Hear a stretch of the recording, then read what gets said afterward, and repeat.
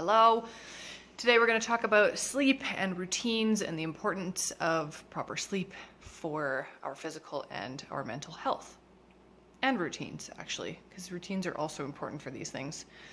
So, the reason that routines are so important, and the reason that we're all feeling kind of messed up now that our routines have been uprooted a little bit, is because of something called decision fatigue. So, when we have routines, things just feel easier because we have less decisions to make throughout the course of a day.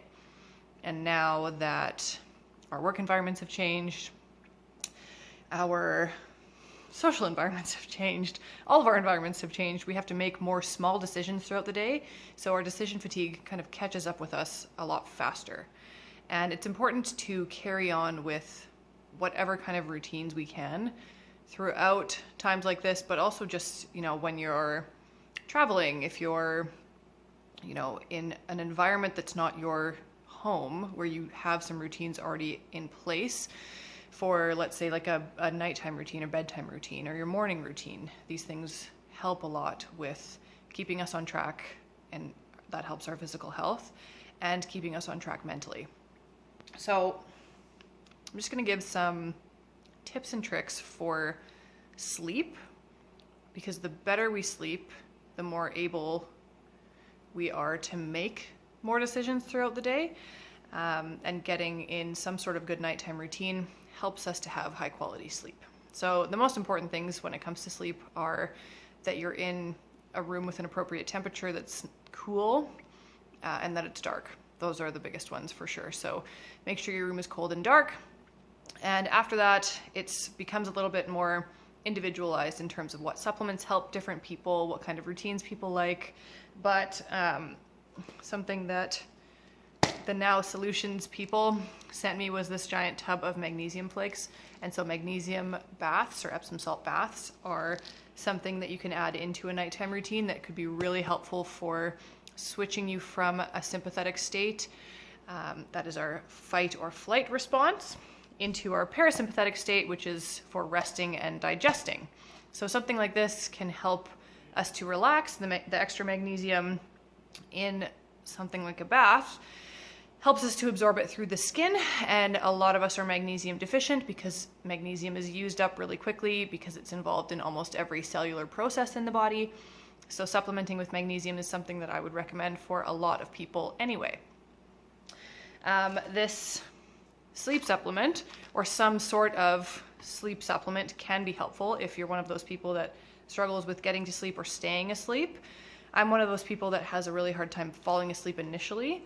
So this one in particular, this is the sleep supplement from Now as well, has a mixture of herbal remedies and GABA. So valerian root, hops, passion flower are some of the herbals that have been shown in studies to help people fall asleep faster. And GABA, or gamma aminobutyric acid, helps shut off, it binds to a certain receptor in the brain that has a calming effect on the brain. So it can help with anxiety if you want to take it just on its own without these other herbals earlier on in the day. It can help you to feel more calm, but getting into a calm state obviously helps us to fall asleep faster as well. So another good one. Essential oils is another big one that can help people feel like they have some sort of routine before bed. So whether that's in the form of a roller, like you put some sort of oil in here, dilute it a bit, and rub it on your wrists or your temples or something like that, something where you can start to feel like, okay, this is like a form of self-care. I can start to wind down. There's different oils for different things. So this one's called Peaceful Night, specifically made for sleep. It has orange oil, tangerine, lavender, chamomile, ylang ylang, and sandalwood. Sandalwood especially is supposed to be really good for promoting sleep. Something else that they sent me was one of these little diffusers. So this is, you'd put a few drops in here and let it run throughout your house. Kind of makes you feel like you're living in a spa. Pretty great. Or Diluting them yourself and putting them in a spray bottle is also something you can do. I wouldn't apply essential oils directly to your skin or ingest them necessarily. They are extremely potent and strong, so people can have allergic reactions from, you know, if you're applying it directly to your skin, it can cause rashes and things like that. So just make sure that you dilute it, and that you know which oils are right for you. Like, try out really small amounts of different ones.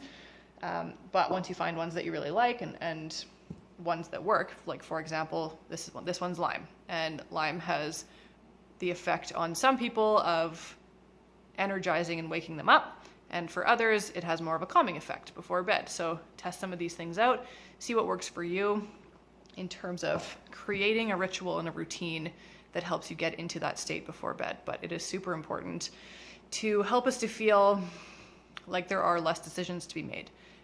Something that also helps a lot of people is setting a reverse alarm, they call it. So I've been trying this out myself too, actually. Like, just like you would set an alarm to wake up in the morning, you set an alarm for like 8 or 9 p.m. And that's when you start shutting down your computer, your phone, all your electronics, and you start your nighttime routine. So that could be turning on your diffuser, having a magnesium salt bath, opening your book, something like that, that can help you each night to kind of like turn off your brain. It's time to stop thinking. It's time to just start your routine. So if you have any questions about building your routine, or sleep more specifically, I have sleep guides. I have things that can help you to build your routine up. So let me know if you have any questions, and I will see you all soon.